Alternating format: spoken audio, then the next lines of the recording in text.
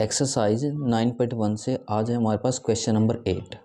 और इसके अलावा जो भी क्वेश्चन हम यहाँ डिस्कस करते हैं वो सभी के सभी ना आपके बाइलिंगुअल में होंगे। मीन्स कि हम इन क्वेश्चंस को इंग्लिश और हिंदी दोनों लैंग्वेज में डिस्कस करने वाले हैं। आपको जिस भी लैंग्वेज से इन क्वेश्चंस को करना है उससे आप इनको कर सकते हो। तो आइए पहले हम इस क्वेश्चन की स्टेटमेंट को रीड करते हैं, उसके बाद ना हम इसको सोल्व करेंगे और इसमें ये देखेंगे कि हमें निकालना क्या है। देखिए स्टेटमेंट में लिख रखा है a statue 1.6 metre tall stands on the top of a pedestal. तो मैं इसका मीनिंग आपको अभी बताऊंगा। इसका मीनिंग क्या होता है। From a point on the ground the angle of the elevation of the top of the statue is 60 degree and from the same point the angle of the elevation of the top of the pedestal is 45 degree. आपको क्या करना है, find the height of the pedestal. देखो ये सारी की सारी statement को मैं आपको विद डायग्राम के समझाता हूँ। ऐसे आप चाहे तो हिंदी से भी इसको रीड कर सकते हो, ठीक है ना। तो यहाँ से समझिए सारी स्टेटमेंट को। यहाँ ना हमें क्या दे रखी है, एक स्टैचू की, एक मूर्ति की हाइट दे रखी है। मान के चलिए मैंने ये मूर्ति मान ली, और जो मूर्ति है ना इसकी हाइट कितनी गिवन थी हमें, 1.6 मीटर। मीन्स कि यहाँ से लेकर यहाँ तक की। अब आगे क्या बोला गया है कि जो ये मूर्ति है ना किसी पेडिस्टल पे रखी गई है। पेडिस्टल का मीनिंग क्या होता है, जैसे कि मैं एक नॉर्मल एग्जांपल बता देता हूँ। जैसे हमें अपना तिरंगा वगैरह यानी अपना फ्लैग है उसको लगाना है, तो हम सीढ़ी नुमा कोई भी शेप बना देते हैं और उसके अंदर हम क्या लगाते हैं, अपने फ्लैग को लगाते हैं। ऐसे ही क्या है, आप किसी भी चीज़ को देखते हो जिसके ऊपर किसी मूर्ति को एस्टेबलाइज यानी स्थापित किया जाता है, उसको पेडिस्टल बोल दिया जाता है। ऐसे क्या था, जो ये मूर्ति थी ना, ये स्टैचू था, ये किसी पेडिस्टल मतलब कि इसके लिए भी कुछ बनाया गया है, उस पर रखी गई है इसको। तो हम ये मान लेते हैं यहाँ से लेकर यहाँ तक का कोई पेडिस्टल रहा होगा। तो क्वेश्चन में पहले तो क्या पूछ रखा है, इस पेडिस्टल की हाइट पूछ रखी है। मीन्स कि यहाँ से लेकर यहाँ तक की इसकी जो लेंथ है ना ये क्या आएगी। तो 1 मिनट के लिए मैं यहाँ से लेकर यहाँ तक की लेंथ को कुछ अज्यूम कर लेता हूँ, जिसे मान लिया h। यदि ये मीटर में है तो मैं इसको भी मीटर मान लेता हूँ। अब हमें पता है कि जो ये पेडिस्टल होगा किसी ग्राउंड पे बनाया गया होगा, तो ये हमने इसका ग्राउंड बना दिया। अब आगे क्वेश्चन को ना रीड कीजिए। इसने क्या बोला है कि यदि हम इस ग्राउंड से इस स्टैचू के टॉप पे देखते हैं, इस मूर्ति के टॉप में देखते हैं, तो जो ये एंगल बनता है ना आपका, कितने डिग्री दे रखा है, वो क्वेश्चन में गिवन था 60 डिग्री का। लेकिन सेकंड कंडीशन में क्या बोल दिया कि यदि आप इस पेडिस्टल के टॉप में मीन्स कि यहाँ पे देखते हो, तब जो आपका एंगल बनेगा वो कितने डिग्री का बनेगा, वो आपको गिवन था क्वेश्चन के अंदर 45 डिग्री का। तो अभी आपको क्वेश्चन समझ में आ गया होगा कि हमें कुल मिला के निकालना है कैसे। अंदर आप बोलोगे हमें h यानी कि हाइट ऑफ पेडिस्टल निकालनी है, यानी कि पेडिस्टल की ऊंचाई ज्ञात करनी है इसके अंदर।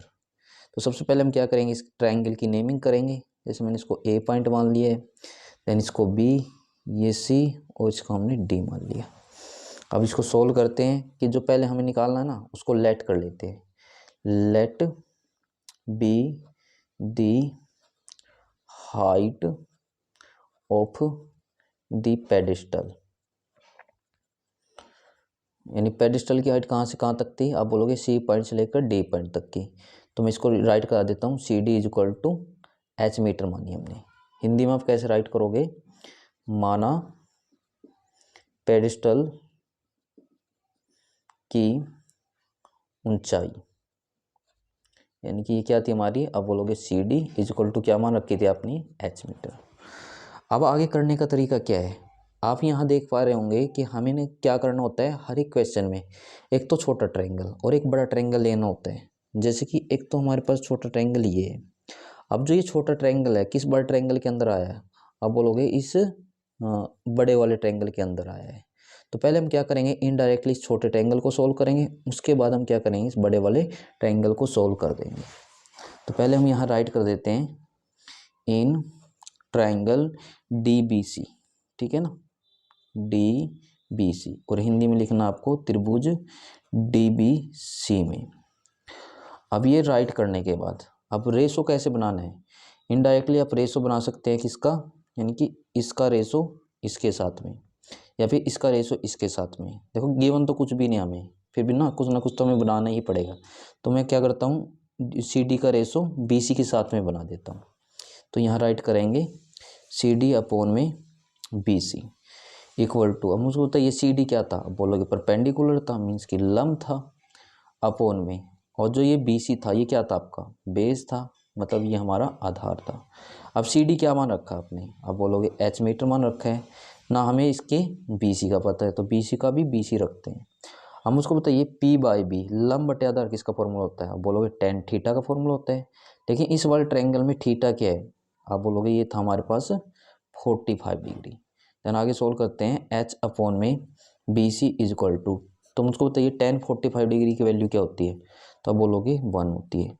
यहाँ से ना आप या तो बी सी की निकाल दो या एच की, क्योंकि दोनों इक्वल ही आएंगे, तो मैं यहाँ से एच की निकाल लेता हूँ, एच इज इक्वल टू, और बी सी की 1 में मल्टीप्लाई करेंगे तो बी सी आ जाएगी। तो यानी कि हम बोल सकते हैं कि जो बी सी की लेंथ है ना वो किसके इक्वल है, एच के इक्वल है।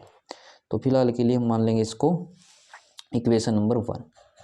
अब छोटे वाले ट्रायंगल से तो हमारे बस यही वैल्यू निकली है, अब आगे कैसे सोल्व करना है, तो मैंने आपको सेकंड नंबर पे बोला था कि छोटा ट्रायंगल लेने के बाद हम लेंगे बड़े वाला ट्रायंगल, मीन्स कि ए बी सी, और रेशो आप सेम बना देना, यानी कि अब की बार ए सी का रेशो बी सी के साथ में बना दो आप। तो सबसे पहले हम यहाँ राइट करेंगे in triangle A B C, यानी कि त्रिभुज ए बी सी में। अब ये राइट करने के बाद रेशो कैसे बनाओगे आप, सॉरी ए सी बाय बी सी। अब मुझको बताइए ए सी क्या था, मैं आपको फिगर से एक बार दिखा देता हूँ। ए सी था आपका परपेंडिकुलर यानी कि लंब, बी सी क्या था हमारे पास बेस यानी कि आधार था। देन हम यहाँ राइट करेंगे अभी परपेंडिकुलर, यानी यहाँ लिखेंगे लंब बाय बेस, यानी कि पी बाय बी लंब बटे आधार। तो अब उसको बताइए ए सी की लेंथ क्या बनेगी, तो ए सी की लेंथ जो बनेगी आप फिगर से देख सकते हो 1.6 प्लस में एच, मीन्स कि आपको क्या करना है, यहाँ से लेकर यहाँ तक की लेंथ काउंट करनी थी, तो 1.6 में क्या ऐड हो जाएगा, एच ऐड हो जाएगा ना, तो बस हमने इसको यहाँ पे ऐड कर दिया है। देन उसके बाद बाय में क्या था हमारे पास बी सी था, तो बी सी का 1 मिनट के लिए हम बी सी रखते हैं, equal to P by B लंब बटे आधा किसका फॉर्मूला होता है, अब बोलोगे 10 का, और इसमें जो थीटा है हमें क्या लेना पड़ेगा, क्योंकि बड़े वाले जो ट्रायंगल है ना उसके लिए जो आपका थीटा है वो क्या बनेगा, आप बोलोगे वो 60 डिग्री बनेगा, मीन्स कि यहाँ पे आ जाएगा आपका 60 degree.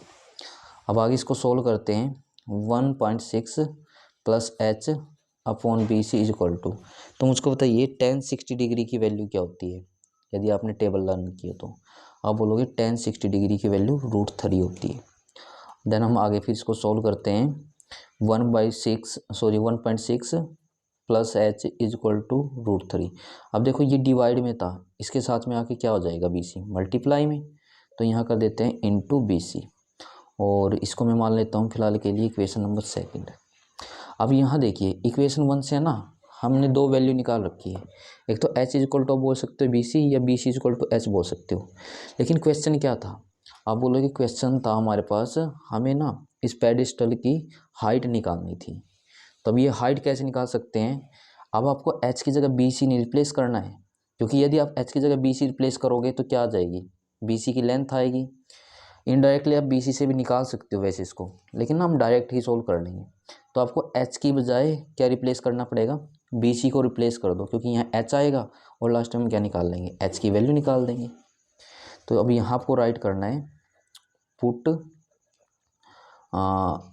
B C is equal to h from equation first, Hindi में आप लिखना है बी सी बराबर है एच का मान, सॉरी सेकंड में पुट कर रहे हैं ना हम इसको, तो यहाँ आप सेकंड करो, का मान समीकरण 2 में रखने पर, और समीकरण 2 क्या है आपके पास 1.6 प्लस एच और इक्वल टू में √3 इंटू में, तो बी सी की जगह क्या आ जाएगा हमारा एच आएगा। अब एच राइट करने के बाद आपको आगे क्या करना है, जो एच वाली वैल्यू है ना उसको एक तरफ लेके आ जाओ, तो यहाँ हम जो 1.6 है इसको तो एक तरफ रखते हैं, ये कितना हो जाएगा आपका √3 इंटू एच, इस एच को ना रूट से बाहर रखना, अब ये प्लस है उधर जाके आपका क्या हो जाएगा माइनस का एच। हम उसको तो ये दोनों से हम कॉमन क्या निकाल सकते हैं, तो आप बोलोगे दोनों से कॉमन निकाल लेंगे एच को, तो यहाँ ना मैं साइड में सोल्व करा देता हूँ इसको। तो दोनों से h कॉमन आ गया, इनटू में क्या बचेगा हमारे पास √3 माइनस में ये h बाहर कॉमन था, माइनस के बाद भी h कॉमन है तो इसकी जगह 1 आ जाएगा, और इक्वल टू में क्या आ जाएगा मेरे पास 1.6। और हमें क्या निकालनी है, h की वैल्यू निकालनी थी। तो देखो h इसके साथ मल्टीप्लाई में, या जो ये फंक्शन बचा है ना उसको उधर लेके जाओ, तो इसके साथ में क्या आ जाएगा, ये डिवाइड में आ जाएगा। मीन्स कि आपका ये बनेगा 1.6 अपॉन में √3 माइनस का 1। तो यानी कि हाइट ऑफ पेडिस्टल आपकी ये आई है। आप चाहे तो इसको इतना भी छोड़ सकते हैं, लेकिन ना यहाँ रूट में वैल्यू है तो हम क्या कर लेते हैं, जो डिनोमिनेटर है उसका रैशनलाइजेशन कर लेते हैं, इसका ना प्रमेयकरण कर लेते हैं। और प्रमेयकरण आपने 9th क्लास में अच्छे से सीखा होगा कैसे करते हैं। जो भी यहाँ हर में यानी डिनोमिनेटर में दे रखा है तो सेम तो एलिमेंट रहेंगे, लेकिन साइन को चेंज कर देना उसके। मीन्स कि आपको ऐसे करना है √3 माइनस का साइन तो +1 अपॉन में इसी से मल्टीप्लाई और इसी से डिवाइड कर दो। देन आगे इसको सोल्व कर दो आप।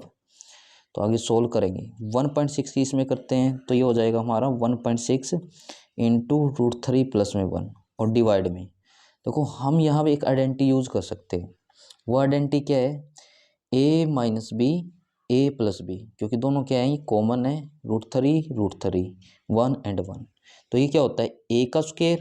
देखो इसका a का स्क्वायर करेंगे, ये मन में ही काउंट कर लेना, आप कैलकुलेट कर लेना, या एक स्टेप और लिखना चाहते हो आप लिख भी सकते हो। तो चलो मैं ना इसका एक स्टेप लिखवा देता हूँ साइड में, क्योंकि यहाँ स्पेस नहीं है हमारे पास। यहाँ करते हैं आगे इसको, तो एक बार यहाँ राइट कर लेते हैं इसको।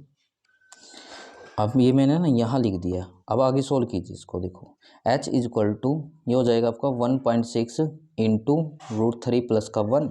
अब जो मैं आपसे बोल रहा था, यहाँ आइडेंटिटी बनेगी हमारी a minus B a plus B, और जो किसके इक्वल होती है आपकी, आप बोलोगे a square minus B square की। मीन्स कि ये हो जाएगा आपका √3 का स्क्वायर माइनस बी का स्क्वायर यानी 1 का square. Then h is equal to 1.6 into √3 plus 1। अब यहाँ देखिए ये स्क्वायर है, ये स्क्वायर रूट है, तो हम इससे इसको कैंसिल कर सकते हैं। तो यहाँ 3 आ जाएगा माइनस, तो 1 की पावर कितनी हो तो वो तो 1 ही रहती है हमारी। अब आगे सोल्व कीजिए इसको, 1.6 इंटू √3 प्लस का 1 और बाय में क्या है हमारे पास 2। अब ना देखो ये मल्टीप्लाई में है, तो यानी कि हम इससे इसको कैंसिल कर सकते हैं। और किससे हो जाएगा कैंसिल, तो इसकी जगह कितना आ जाएगा हमारे पास 0.8। ठीक है ना, आप नॉर्मल रफ में डिवाइड भी कर सकते, देख सकते हो इस चीज़ को। और इनटू में क्या बचेगा √3 प्लस का 1। तो एक h की वैल्यू आपकी ये भी आ सकती है, आप अपना आंसर चेक कर लेना।